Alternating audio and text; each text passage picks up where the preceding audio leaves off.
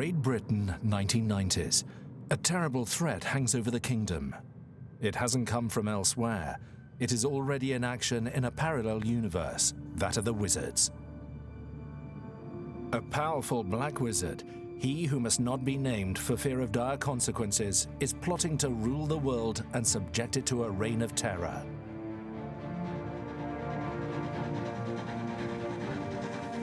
At the same time, a young orphan enrolls at the School of Witchcraft and Wizardry, not realizing that his destiny is to fight the Dark Lord to the death. It is at Hogwarts boarding school in Scotland that Harry Potter gradually discovers the role he must play in this battle.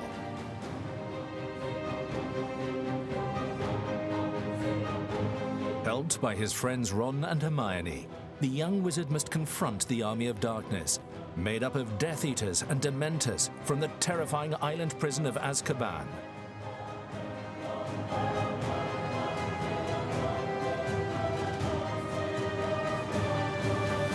Albus Dumbledore, the head wizard at Hogwarts who is leading the resistance, will be his mentor for the most powerful spells. Voldemort's victory will never be complete as long as Harry Potter lives.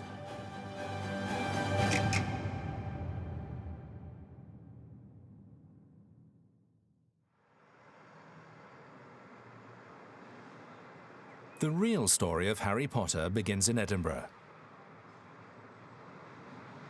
Scotland's fantastic and mysterious capital is a UNESCO-designated city of literature and has already inspired numerous authors.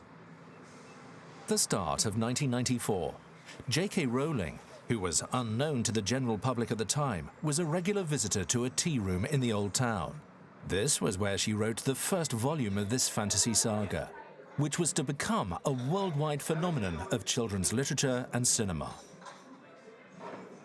She spent hours filling pages with stories born of her imagination, identifying her characters and imagining wizards, scenery, and fantastical creatures, which would go on to make up the world of Harry Potter.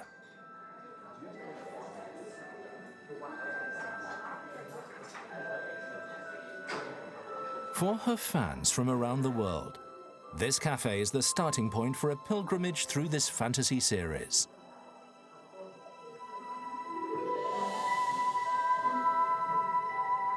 The walls of the toilets are covered with their handwritten messages, left here to express their gratitude to the author.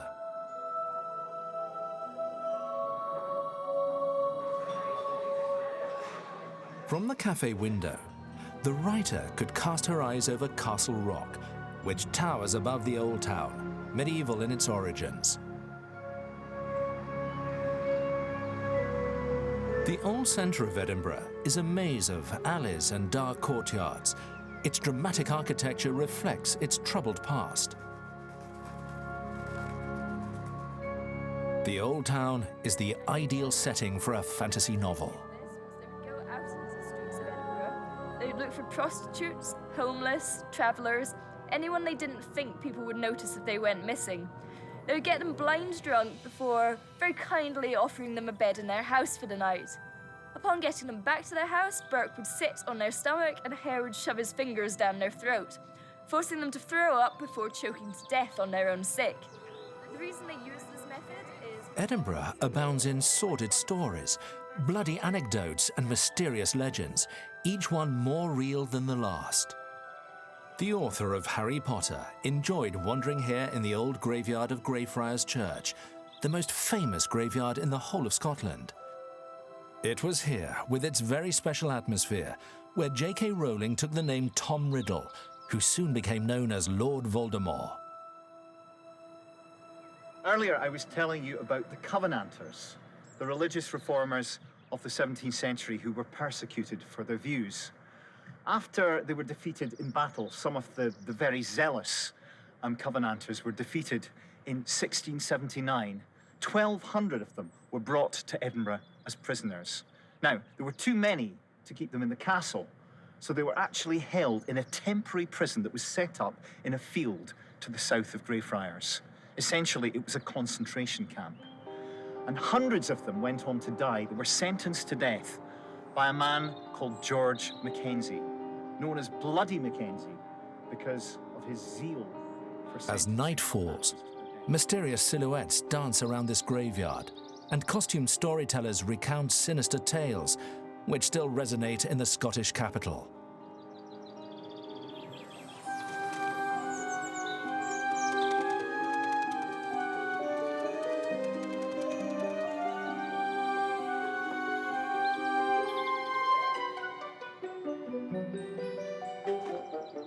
This is the famous sword of the Highland warriors, the formidable claymore, which is held in two hands and which caused so much devastation on the battlefields.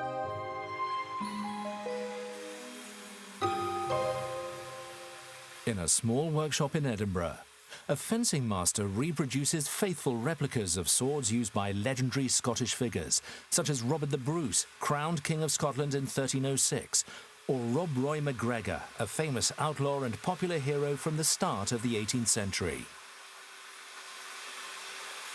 For over 20 years, Paul MacDonald has been producing these completely authentic weapons.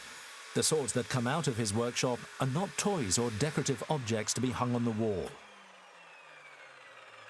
At this time, you would only have carried a sword if it was part of your profession. Swords in the 14th century were not carried by civilians on the street. They were really just at this time carried by soldiers, men-at-arms, engaged in warfare and conflict. A little bit more full just on this one. It's good for next stage. This type of sword is of a size that's designed to be used with one hand first. The grip is large enough that you can also have a second hand on the sword for stronger blows, stronger cuts, stronger defense, but it's mostly designed to be used in one hand. But the blade is long enough and also has enough weight. It's really, I would say, ideal for a cavalry sword. So I think this sword is a good example of a medieval cavalry sword. It could deliver very strong cuts from horseback, and a good cut with an edge like this against flesh and bone, it's more than a scratch. It's you could remove a hand, an arm, a leg, a head cleanly with a single cut from a sword like this.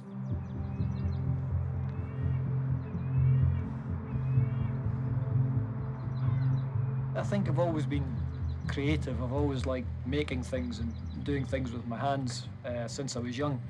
But I never really had an outlet for that until coming to Edinburgh.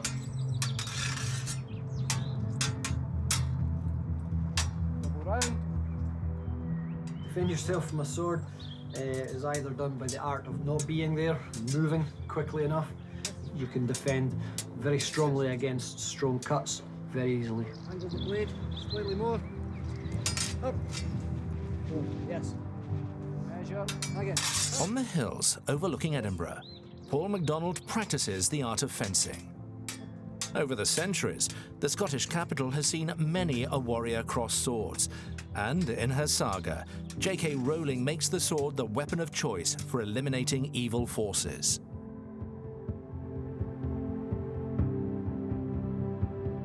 London and Wales may have provided the locations for many of the sets in the Harry Potter films, but it is in the mist of this northern land that the bulk of the story unfolds.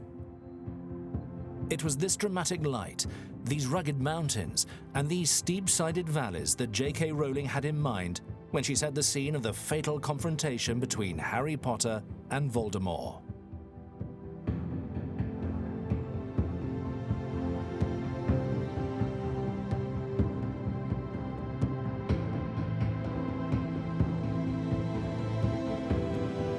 A number of scenes were set in the west of Scotland, in the region of Glenfinnan.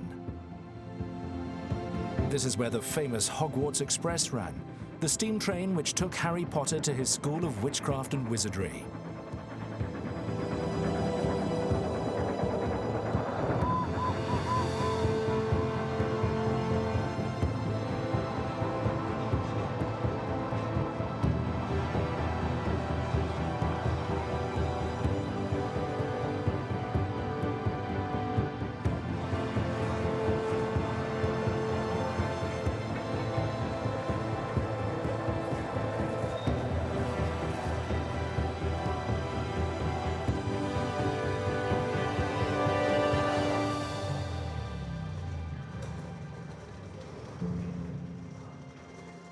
Every morning from the month of May onwards, the Harry Potter train runs a daily service between Fort William and the small town of Malag.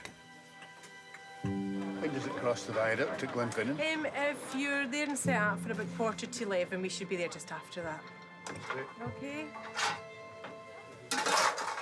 Hogwarts Express is actually the Jacobite steam train, which came into service over 30 years ago and covers the legendary Small Isle route.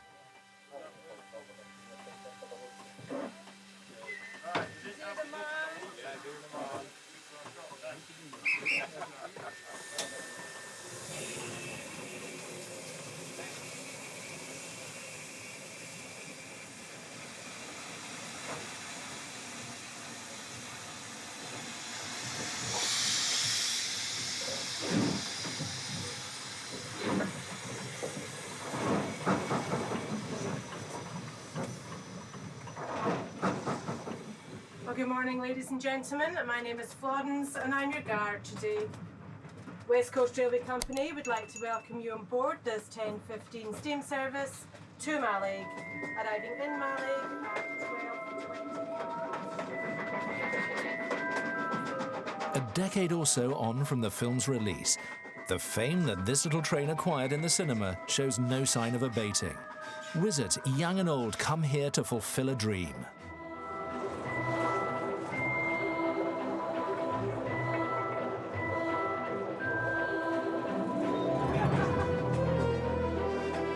The real star of this journey is the famous Glenfinnan Viaduct, a bridge about 30 meters high with 21 arches, which nowadays owes its fame to the adventures of Harry Potter.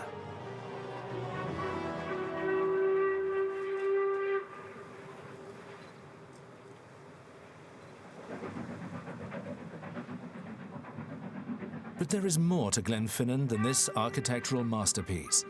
There is also a loch, some mountains, and the home of Ian McFarlane, a forester and musician. There's nobody lives down this loch for this side for the best part of 15 miles. There's no roads, it's wilderness, complete wilderness. And when I was young, this was all sheep farming. Everywhere you see thousands of sheep, probably 3,000 sheep here, another 2.5 down there. It's an honour really to be able to grow up and live and work in somewhere like this. It's not something you take for granted. You feel it. You feel how lucky you are, to live here. So we always say around here, we get so much rain that one day like this is worth 6 months of rain. And that keeps us here.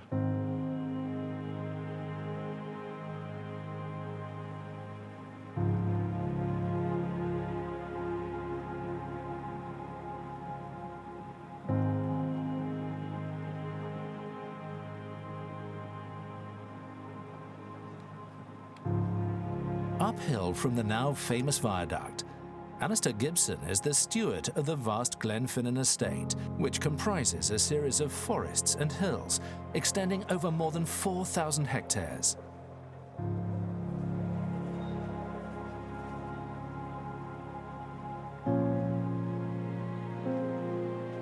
From October onwards, Alistair spends nearly every day climbing the surrounding peaks in search of the monarch of the glen, the red deer stag.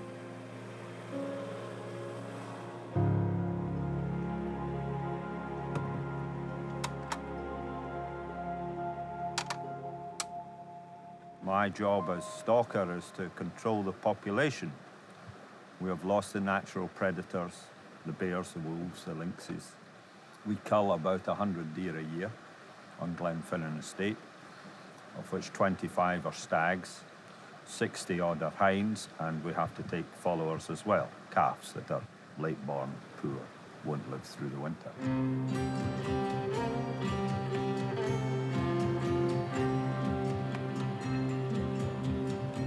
What you see around you here, the grass, the heather, it would become poor, overgrazed, and you would have peaks and troughs in the population level, because if we didn't control them, the population would rise and rise until there wasn't enough food, and then it would crash. The wild Scottish red deer stag lives in a herd and positions itself on the peaks to get a better view so that it can protect its females. The stag is very keen and very active for 3 weeks. He is strong and looking after a harem, a group of ladies. There could be 15, 20 ladies he's looking after, and he keeps them together, and he mates with them when he can.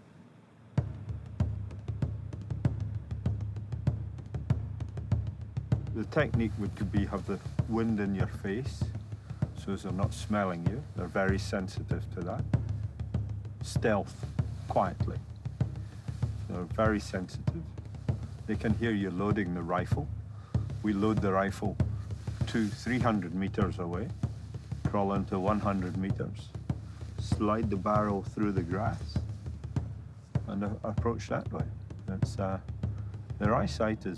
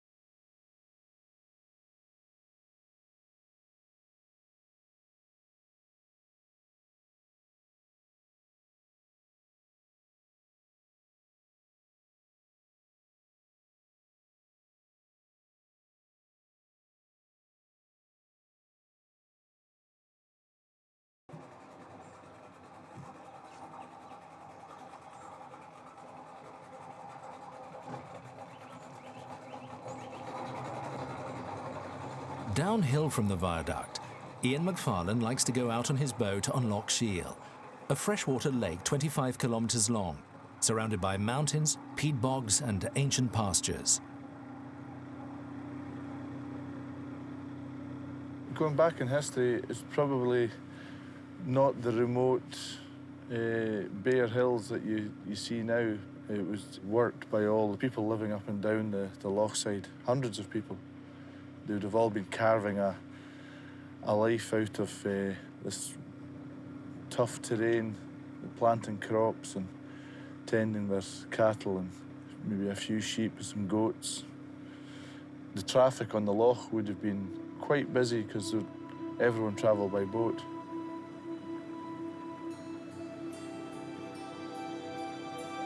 For centuries, Loch Shiel was of strategic importance as a transport route through the mountains. It used to flow into the sea.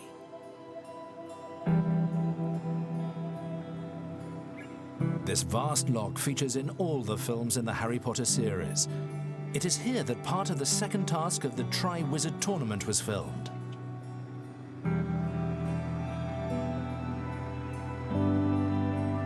And Harry Potter flew over Loch Shiel on his hippogriff.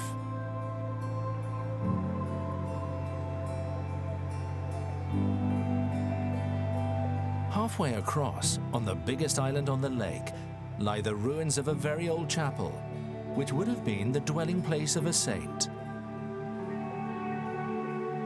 For centuries, it has watched over the tombs of important members of Scottish clans. It's not just a monument, it's still an active graveyard, and there's still local families are buried here, mostly from the Harachel and the Strontian area. You see new graves as well as ancient graves here. And I believe there's thousands and thousands of people buried here, and they've been layered and layered over the centuries Traditionally, the loch is the border between Northern Gael and Moidart on the other side, and the burial isle itself was on the Moidart side Catholic, and so the Catholic graves are on the northwest side of the island, and on the southwest you had the people from Argyllshire who were predominantly Episcopalian and Church of Scotland. So the two, so they all lie in peace together, which is quite nice. On the edge of the lake is a 300-year-old manor house. Ian McFarlane has lived here all his life.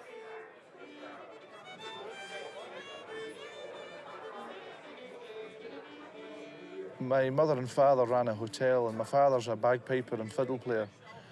And a lot of his friends would come in and play music. And I have very, very early images of these wonderful-looking people, old people, having great fun, sitting together, sharing tunes, stories, and songs. And I just always thought from a very young age, I just want to be sitting in there, be part of that.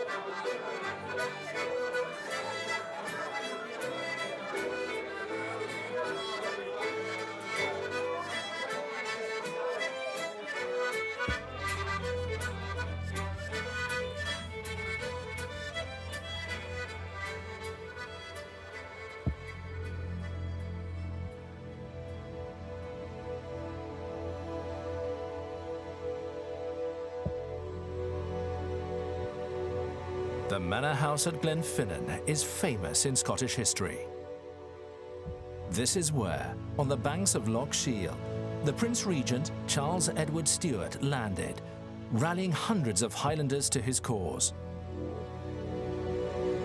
The last Scottish rebellion set off from this lake.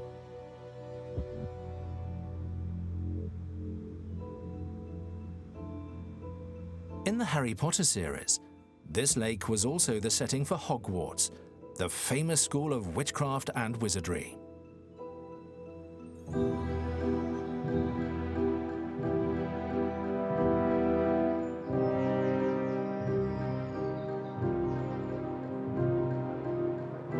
Edinburgh is home to the most famous school in the north of the United Kingdom, Fettes College.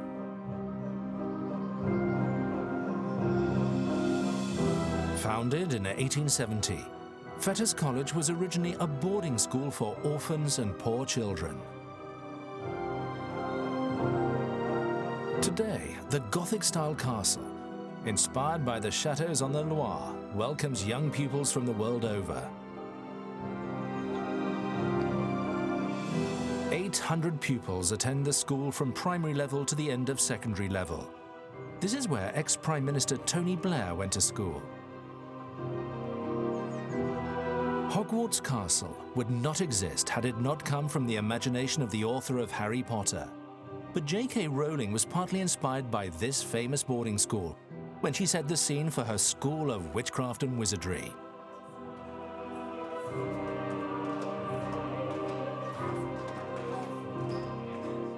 So, groups of 4, one group of 3, girls and boys in each of the groups. Okay, and then get yourselves at one of these stations, starting with the paper copies first. Then after 7.5 minutes, I should be quite precise about this, I will let you go online. 7.5 minutes using the book. Marcus, age 12, joined Fettes this year. The school has transported this young boy to another world. Current theatre of war. I think my first impression was quite kind of surprising. I didn't really I didn't really imagine how big and how kind of amazing it is. Like every little detail in the building, it looks like it's all ancient, and it wasn't what I was used to. I think it was quite unrealistic at first. It's like being in a castle. It's just massive and awesome.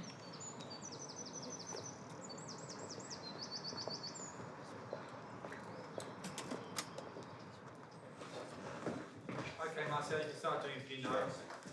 From Theo? Yep. Hamish? Yeah. Tom? Yeah. Marcus? Yeah. Ross? Yeah. David? Yeah. Thomas? Yeah. Rio? Yeah. Fian? Just like in the School of Witchcraft and Wizardry, where the pupils belong to different houses, Fetters has 9 houses spread out around the main building. Marcus has joined Carrington House. He's now about 3 weeks away, less than 3 weeks. And you go back to your house, and it feels like you're going back home. It's not really like you're at school. It's more like you've invited your friends over for a day, and you're just spending an afternoon with them. But otherwise, it just feels really homely and relaxed, and everyone's really open to chat with you, and it just feels like you're at home. Lesson starts sharp at 10:02, boys. Have a good day today.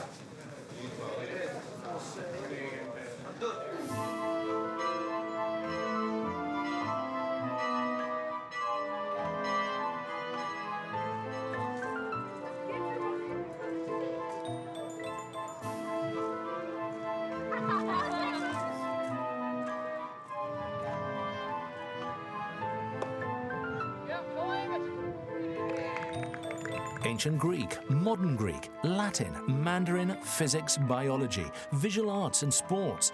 Fetters College aims for excellence.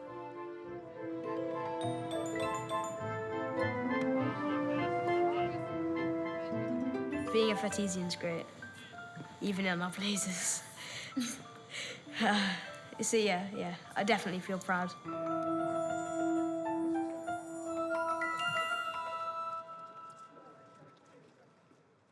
So long ago, before you, before me, before your great-grandmother and your great-great-grandfather, there were no people.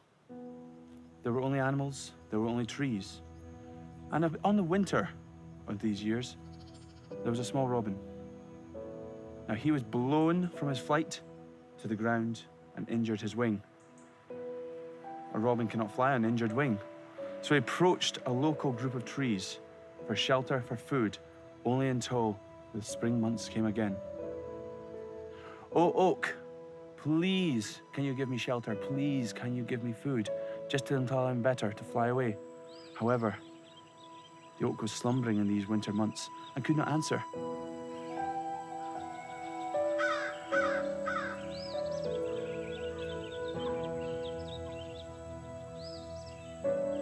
The forest is a recurring theme in fantasy stories. Forests are generally home to all sorts of strange and wild creatures, each more dangerous than the next. In the depths of night, the woods are not a reassuring place to be. In the Highlands in autumn, there is a place which is transformed at dusk.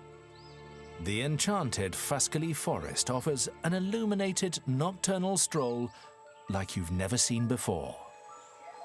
Strung with lights of various shapes and colours, the forest's natural decor has been illuminated by an installation imagined by the young British artist Kate Bonney. The very first brief for the very first event was to bring people out to the woods, out to the forest at night in the dark, and encourage them to look up at the canopy. Because normally when you walk around a forest, you look at your feet to make sure you don't trip up and see, because in this part of Scotland we have some of Europe's tallest trees.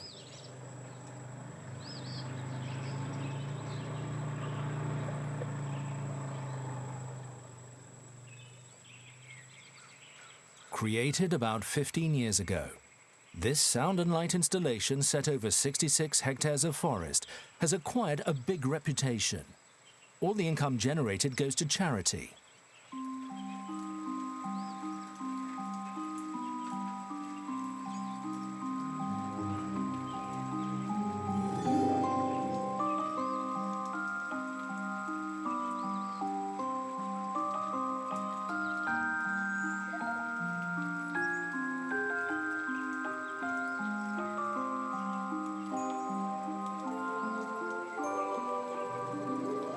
try to create a journey where you get the opportunity to enjoy the natural beauty, or to feel that there might be something mystical or mysterious that you can't interpret, and also points where you just feel a little bit nervous or a little bit scared just by not being quite sure what's there.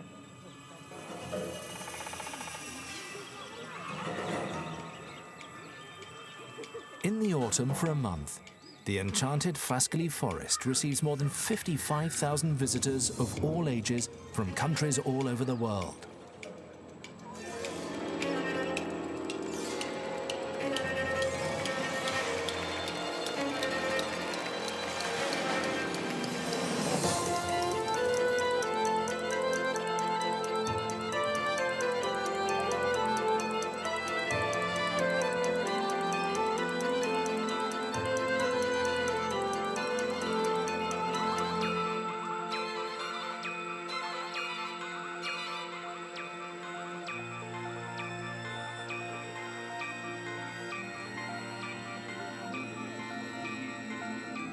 In Harry Potter, going into the forest at night is a punishment. Those who venture there may never return.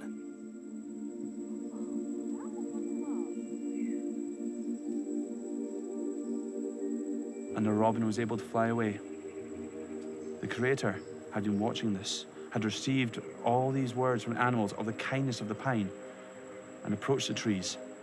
Oak, birch, you were asked for help and ignored an innocent, defenseless animal, whereas the holly and the pine did not turn away from them. Their reward is they will keep their leaves green all through the winter months, but you will lose yours. And thus autumn was born, and the leaves fall from the trees of the oak and the birch, but the pine and the holly still stay green and fresh for all those who need comfort, shelter, and food. And that's how we have autumn.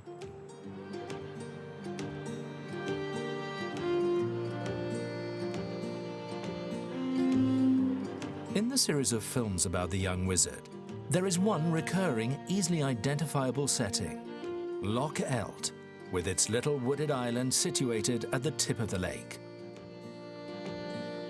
It is here that Albus Dumbledore's tomb lies.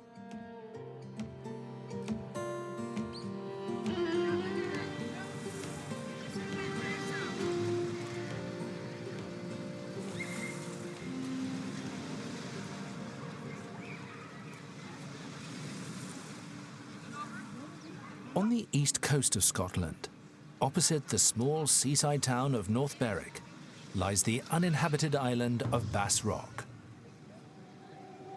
For centuries, this Scottish island had a terrible reputation.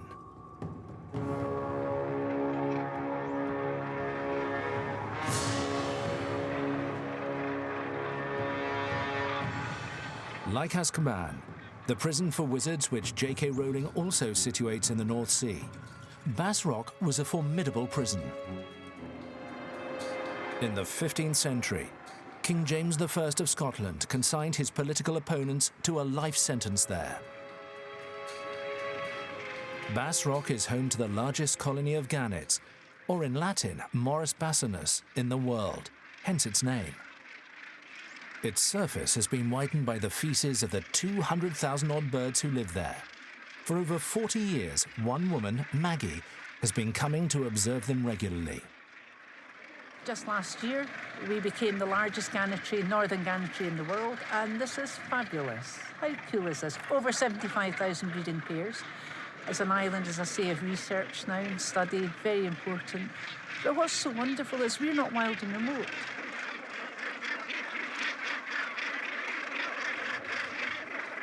The gannets arrived back here as early as March, well, as early as January. They're territorial, they're very territorial, so they fight for their territories. And you can see, even now, although the breeding season is over, the chicks have left, most of the chicks have left, the gannets are staying, and that's because the territory is the most important thing to the gannet.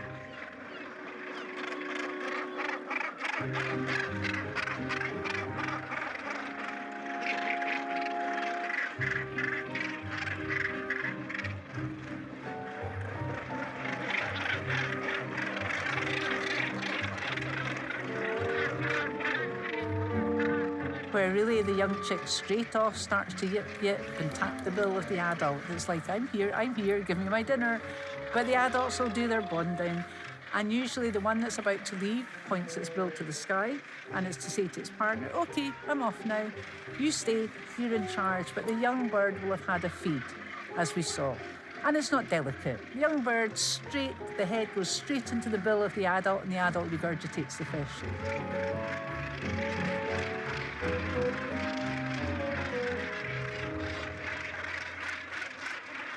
The rock is not only for the gannets, it was a prison, it was a fortress, it was a place of religious retreat, and this was a dreadful place to be imprisoned. As you walk through the cells, the footsteps we've walked in today, many a prisoner has gone to his death here. Conditions were such that it was cold. Food was scarce. You relied on family to bring you food. The cells were small. They did have fires in them, but they were smoky, so you had really no windows in them, and it was dreadful conditions. Some of the prisoners along here at Tintagel Castle, and they would hang them in front of the prisoners here, just to say, this is what is happening to your friends on the mainland. Give up your cause, give up your fight about religion.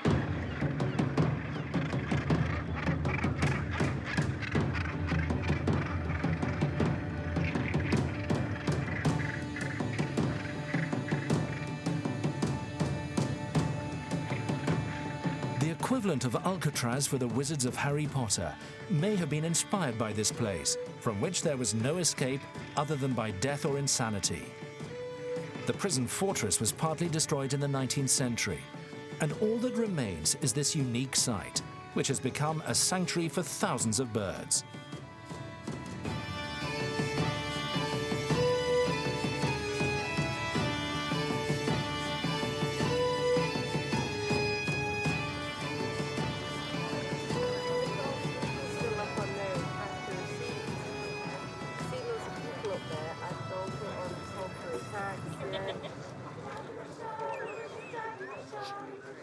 Every year for 30 years, Calton Hill, which overlooks Edinburgh, has played host to a tradition which dates back to ancient times. The Beltane Fire Festival is an intense and colourful pagan festival which celebrates the arrival of summer with the help of numerous fires, drums and costumes. Beltane originally is one of the Celtic quarter-day festivals celebrated by ancient Celtic peoples in the Iron Age. Here in this area, there were many Iron Age hill forts, Celtic people living on the hill behind me on the back of Salisbury Crags on Arthur's Seat.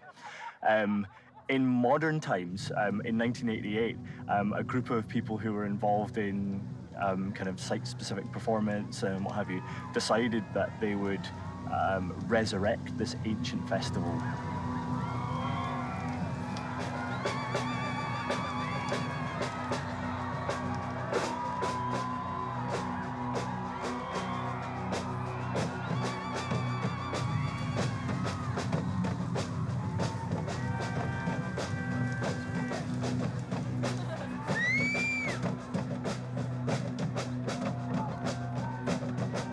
The May Queen is the star of the festival. She leads a long procession to celebrate the increasing light and strength of the sun. It marks the return of fine summer's days and the fertility of humans and the land.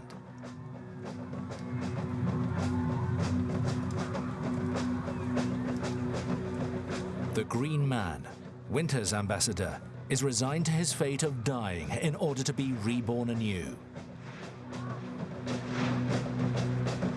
The group of reds represents the fire, which stands for pure instinct and the unstoppable force of life.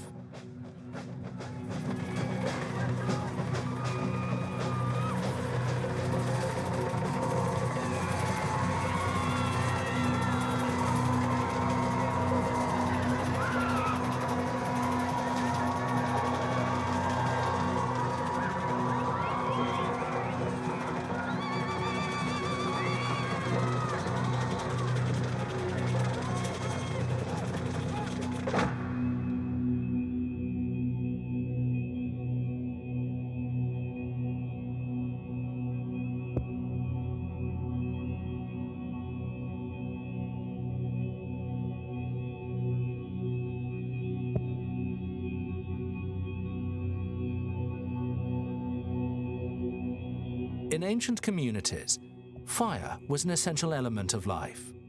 In Harry Potter, it is a factor in the killing curse, which is unblockable and leads to instant death in a bright flash of green light.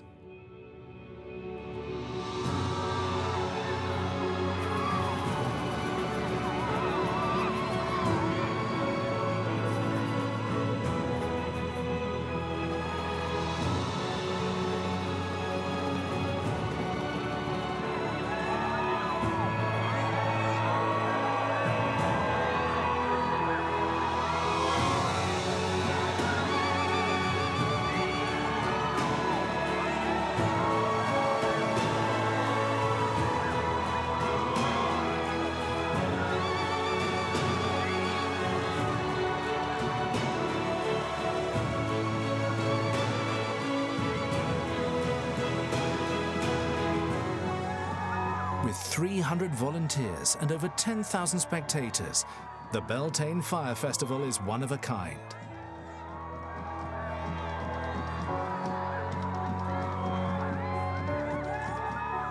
Edinburgh and Scotland, so rich in legends, mysteries, and fantastic mythologies, could not help but inspire the author of the famous Harry Potter series.